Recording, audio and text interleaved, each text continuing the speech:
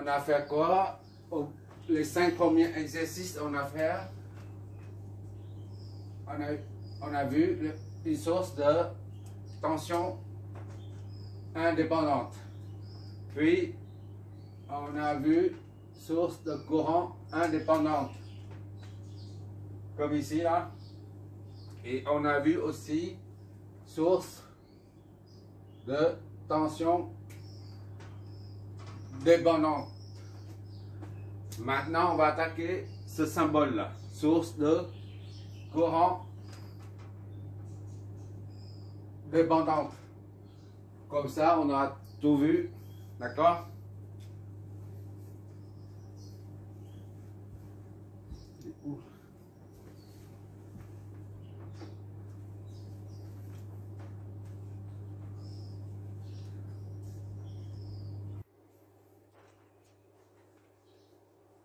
Là, on a deux sources de courant. Une qui est indépendante de 2 ampères et l'autre qui est dépendante. IB, cette source de courant dépend de la tension au bord de cette résistance ou de cette résistance, puisque VBO se trouve ici, là. C'est la même chose qu'ici, d'accord? IB n'est pas constant. D'accord? Ici, c'est IB est constant. Quand VBO, quand la tension aux bornes, VBO, la différence de potentiel VBO varie et IB varie. D'accord? C'est la raison pour laquelle on dit une source de courant dépendante. Elle dépend de la différence de potentiel à cette borne. D'accord? Si ici, c'est par exemple 1 volt. Et là, 0,2 fois 1, ça fait 0,2. Le courant IB débité sera 0,2 ampères. Si VBO est égal à 100 volts, par exemple, et 0,2 fois 100, ça fait 20 volts. 20 volts qui se trouvent ici. 20 ampères, je veux dire, qui sortent ici. Le courant varie sans cesse avec la tension aux bornes de ces deux récepteurs. Bon, maintenant, on va analyser ce circuit, c'est-à-dire trouver les courants qui circulent dans toutes les branches, ainsi que les potentiels au niveau de chaque nœud et de chaque point de connexion. On y va. La première étape consiste à nommer les points de connexion et les nœuds. Ici, VB, et ici c'est B, ici c'est le même point, c'est B, d'accord? Ici c'est B, c'est pareil, d'accord? On ne met pas. Hein. Là, c'est O. O partout. Maintenant, il faut nommer ces points.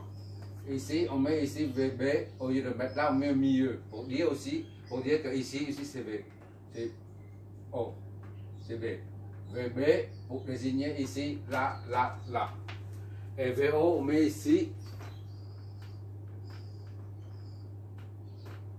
Pour désigner ce point-là, ce point-là, ce point-là, ce point-là, ce point-là. D'accord? À présent, il faut fixer un point de référence de 0 volt. Le potentiel au point O est nul. Parce qu'on la fixe arbitrairement à 0 volt. D'accord? C'est un 0 volt de l'ensemble du circuit. C'est un 0 volt relatif. Puisqu'on peut le mettre ici, ou là, peu importe. Dans notre cas, on met ici. Tous les calculs de courant ou de tension seront effectués, seront menés par rapport à ce point de référence de niveau 0 volt, du potentiel 0 volt. Maintenant, on a nommé les potentiels, il faut supposer les courants. On a ici un courant qui sort. On suppose, hein, même si on voit la flèche de courant s'oriente vers le haut. Et normalement, le courant va vers le haut. Mais c'est qu'une supposition. Rien n'empêche qu'un courant qui rentre. Hein. Bon, IA, ici.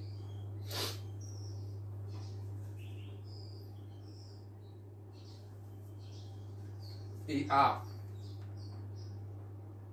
est égal à 2 ampères. D'accord? C'est 1. IB qui sort d'ici, là. C'est IB. Non.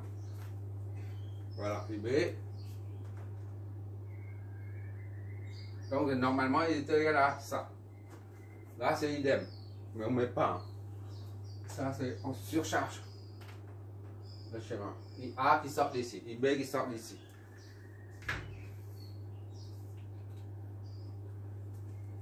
I1 qui vient là. Il est là. I1 et I2. Et par conséquent, I3 il va par là. On va vérifier la logique du sens des courants, la cohérence des flèches.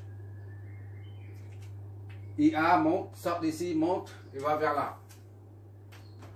IA, d'accord, va à droite. Il faut arriver au carrefour, au rond-point là, au 2B, il est scindé en deux, I1 et I3. Donc au niveau du rond-point, il n'y a pas de bouchon, il n'y a pas d'embouteillage. La circulation est fluide, d'accord? Il n'y a pas de bouchon. Donc c'est bon. I3 qui arrive là, et il est scindé en deux. En IB, il n'y a qu'une seule branche. IB ici, c'est le même qu'ici. IB. Une fois I3 arrive au nœud B, il est partagé en deux. Il est scindé en deux. I2 et IB. Ainsi, au niveau de ce nœud, au niveau de ce rond-point, il n'y a pas de bouchon, il n'y a pas d'embouteillage. La circulation est fluide, puisque ça arrive ici, ça se débouche sur ça. Donc c'est bon aussi au niveau B. Et enfin, I1 qui descend au nœud 0 là. 0, 0, 0.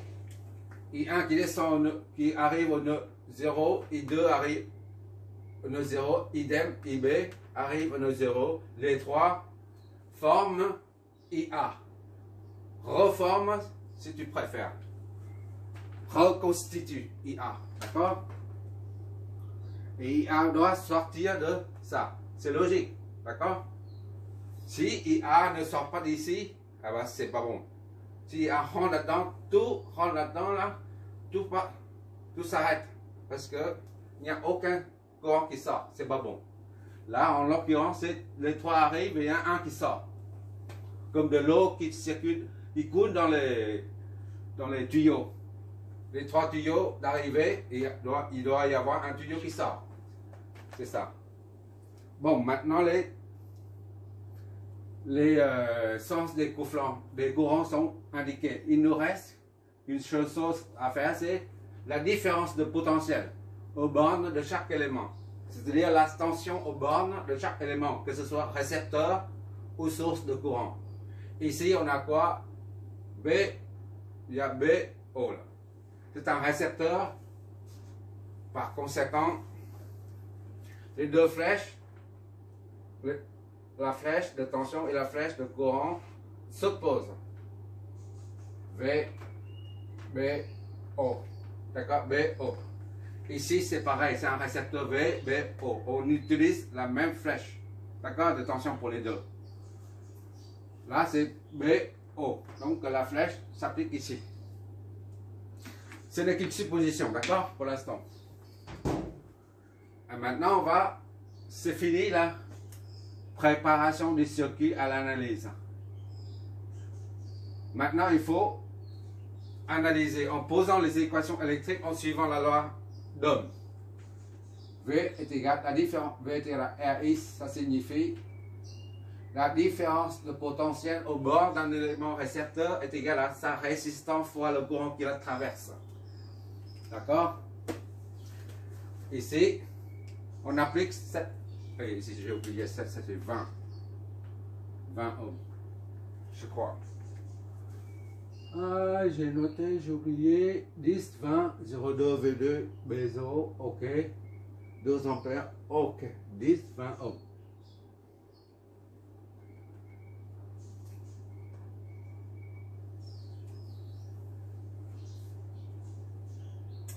Maintenant, on va appliquer cette formule de la loi d'Ohm au premier élément résistif. C'est le récepteur E1. La différence de potentiel aux bornes de la résistance R1 est égale à la valeur de la résistance multipliée par le courant I1 qui la traverse, soit VBO est égal à R1 fois I1. Soit, or VBO est égal à VB moins VO. R1, I1. Je vérifie le cadrage. OK. À partir de là, on a déduit I1 est égal à VB moins VO sur R1. Vu V0, on a fixé ça à 0 volts, on a dit le point de référence, on le fixe à 0 volts arbitrairement. Vu V0 est égal à 0 et R1 est égal à 10, on obtient I1 est égal à VB moins 0 sur R1 c'est 10, soit I1 est égal à VB sur 10. C'est notre première équation. On fait pareillement, on applique ça à ça. La différence de potentiel correspond à VBO. D'accord? La différence de potentiel aux bornes de l'élément récepteur R2 est égal à R2 fois le courant I2 qui la traverse. Soit VBO est égal à R2 fois I2.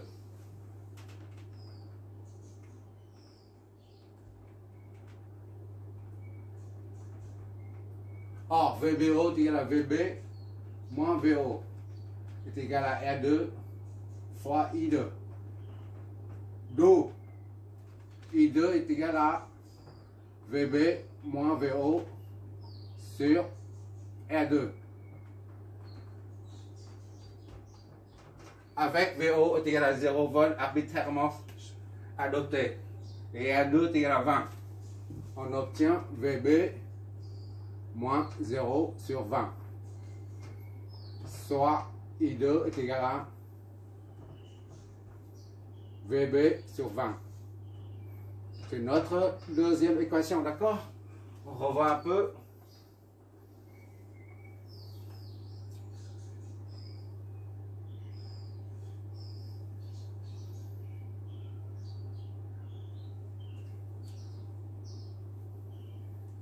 Ça c'est IA.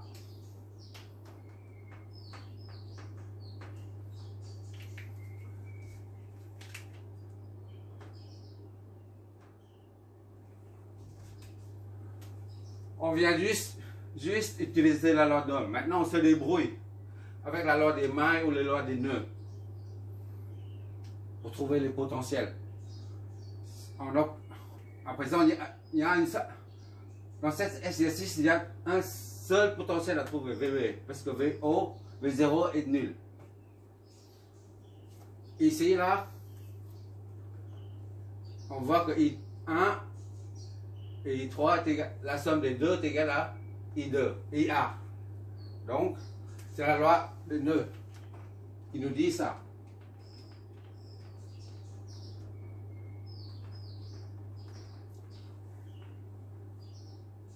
I1 plus I3 est égal à I1 plus I3 est égal à IA. D'accord? Donc,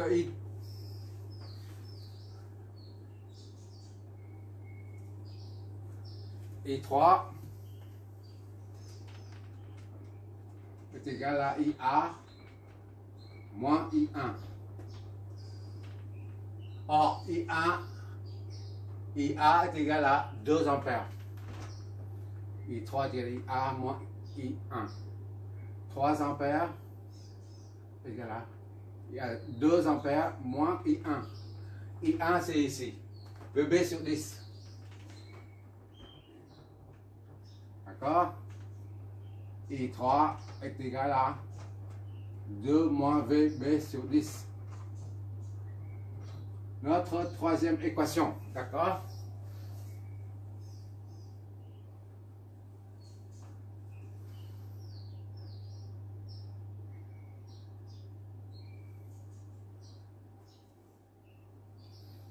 La loi des nœuds nous permet d'écrire, d'obtenir ça. Maintenant, on va réutiliser encore une fois la loi des nœuds pour ces deux branches-là. I2 sort du nœud, IB sort du nœud, c'est-à-dire I2 plus IB est égal au courant qui arrive, c'est-à-dire I3. Encore la loi des nœuds, I2 plus IB est égal à I3, d'accord? I2 c'est VB sur 20. Je vois toujours les sphères. Ok. I2 c'est VB sur 20, d'accord? On remplace dedans. Et IB est égal à 0,2 VBO. 0,2 fois VBO est égal à I3. D'accord?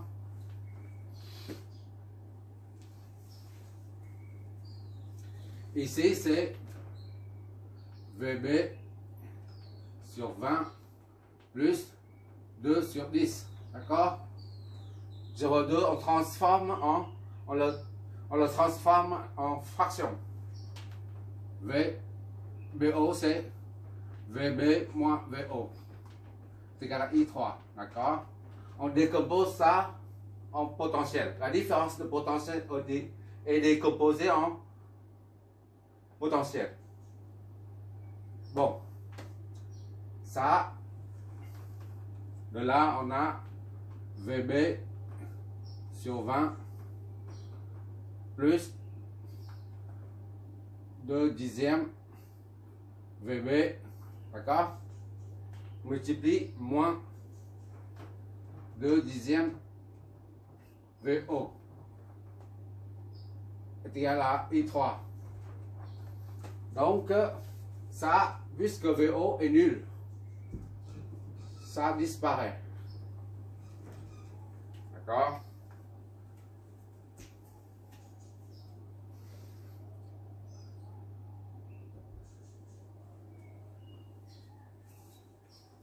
Je vois toujours, j'espère. Ok.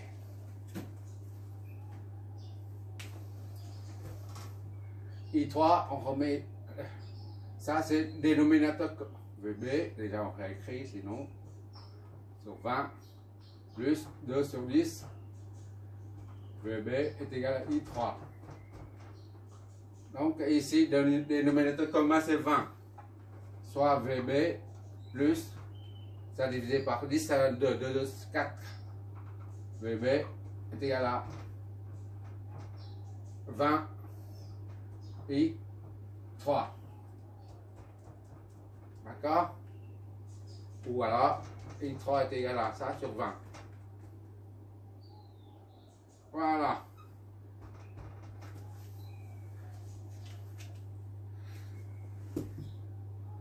I3. Voilà.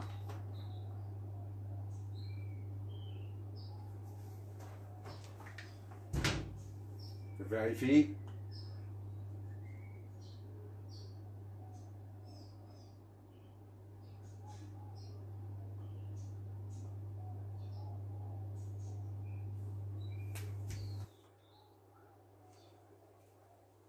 Ça, c'est notre quatrième équation. On a I3 ici, on a I3 ici. On va les égaliser, d'accord?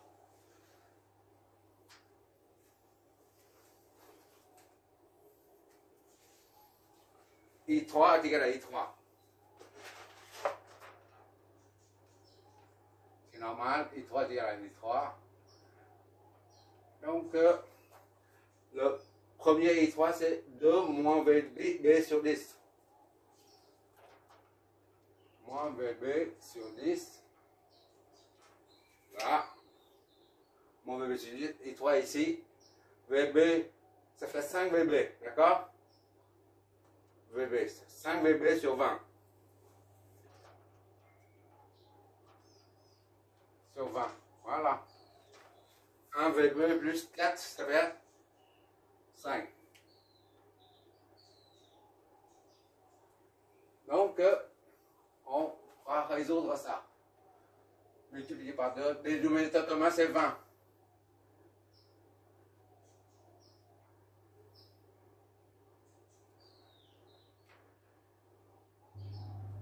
2 V moins VB est égal à 5 VB. Voilà.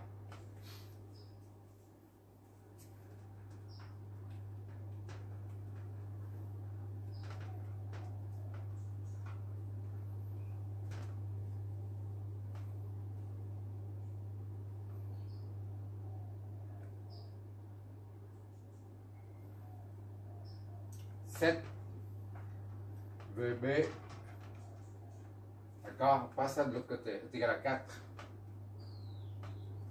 VB est égal à 4 septièmes. Ça fait combien ça?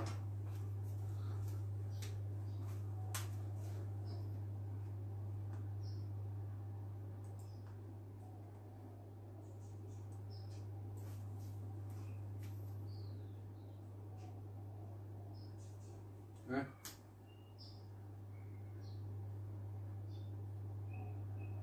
Ça sur 20, sur 20, sur 20, sur 20. Qu'est-ce que je dis? Je fais une bêtise là, on reprend ici, là, c'est pas bon là. C'est pas bon là, et c'est même plus écrit. Résoudre l'équation. Ah là là là. Ça, c'est très grave. Hyper grave. Allez, on reprend.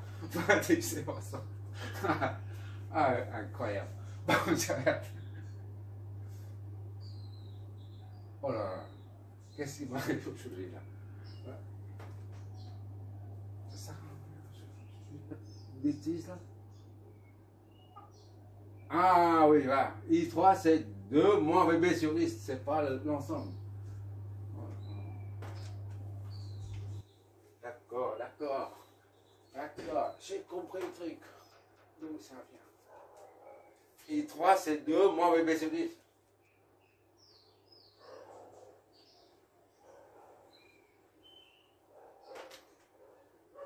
Ah, j'ai fait une bêtise ce matin. 2 moins VB sur 10. Moins VB sur 10. Voilà. Il n'y a que VB qui est sur 10. Voilà. Et là, c'est 5. VB sur 20.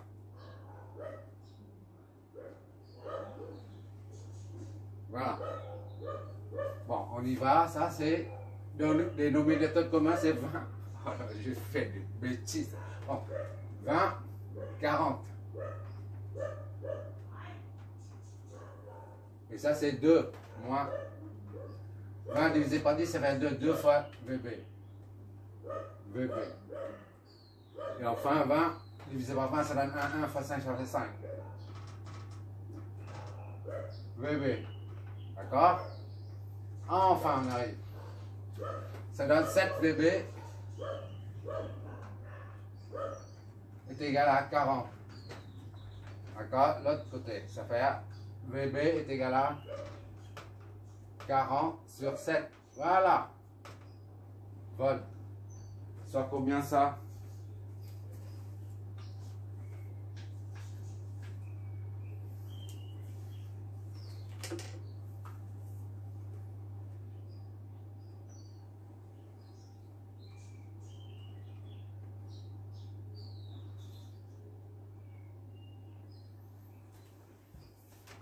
À peu près. Ouais. Voilà.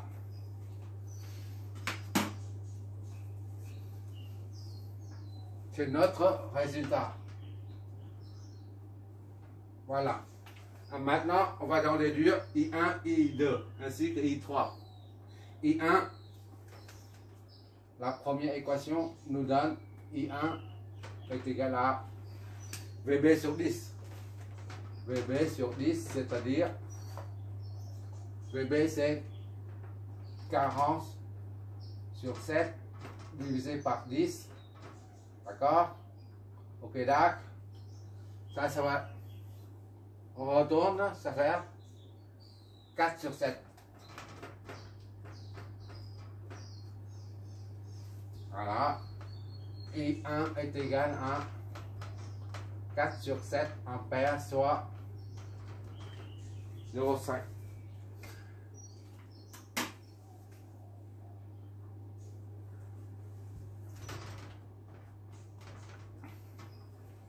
milliampères. D'accord. 4,4 milliampères I1.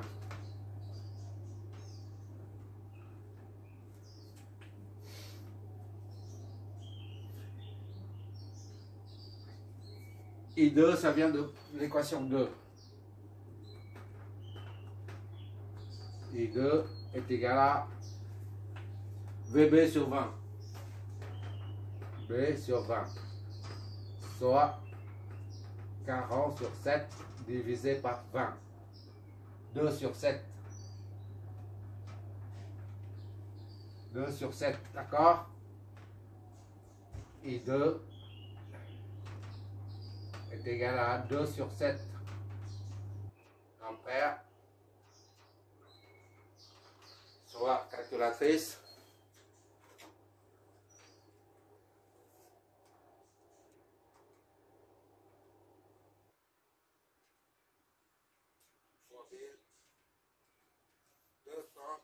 « 285,47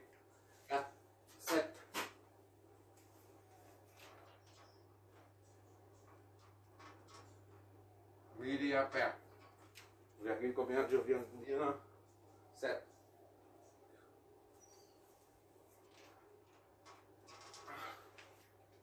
I2. I1 est positif, I2 est positif aussi. Bon, I3 provient de l'équation 3. Bon. I3 ou alors l'équation 4. D'accord? C'est la même chose. C'est 5 VB sur 20. D'accord? I3, on prend ça et ça. C'est la même chose. On prend les, on vérifie, on prend les deux équations. Ça fait 2 moins VB sur 10. 2 moins VB sur 10, c'est 1 VB sur 10. Ça donne 2 moins VB, c'est 40. Oh, il n'y a plus d'encre.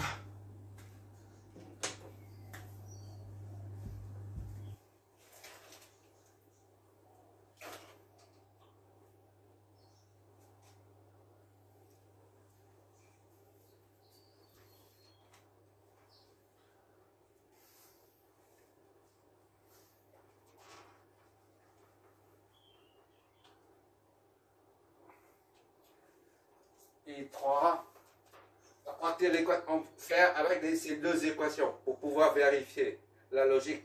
I3 est égal à 2 moins VB sur 10. 2 moins VB sur 10, d'accord? Donc 2 moins VB, c'est 40 sur 7 divisé par 10. D'accord? 2 moins 40 sur 7 divisé par 10. Ça nous donne 10 septièmes.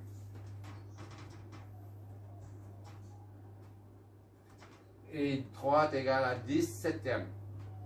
Ampère, soit est égal à, en décimale, non?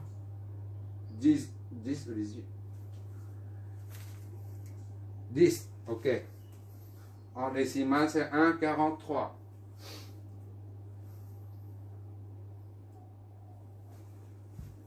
« 1,43 ampères. » Je vais te montrer ça, puisqu'on va vérifier avec l'autre.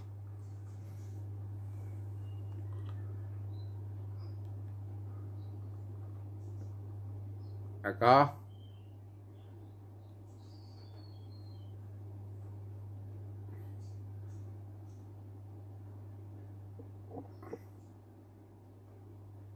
Voilà. Et si on prend, non pas cette équation, si on prend cette équation, I3, pour les 4, on vérifie, I3, l'équation 4 nous donne I3 est égal à 5 VB sur 20. 5 VB sur 20. ça donne 5 fois 40 sur 7 divisé par 20. D'accord?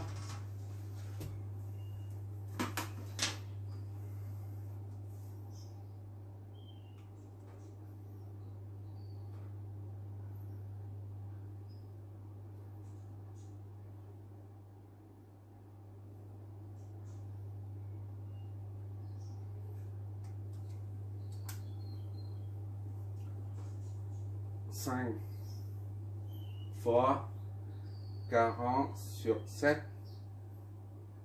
divisé par 20.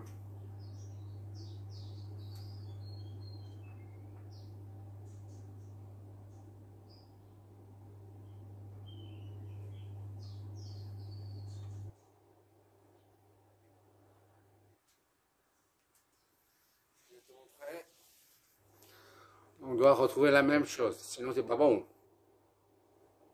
D'accord? 10 septième toujours.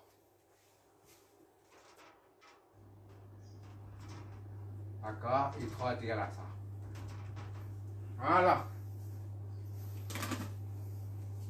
On a I3. IB, I1, I2, I3. I1, I2, I3. Tout est terminé. I2, on l'a. I1, on l'a. C'est 2 ampères. IB, c'est une donnée. Maintenant, on note 5,71 volts.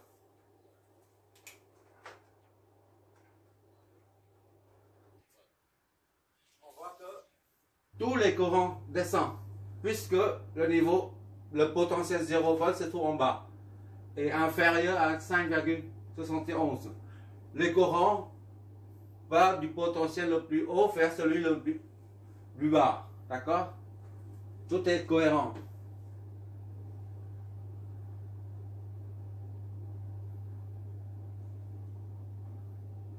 Est-ce qu'il y a des remarques à faire? Ah oui, on vérifie VBO.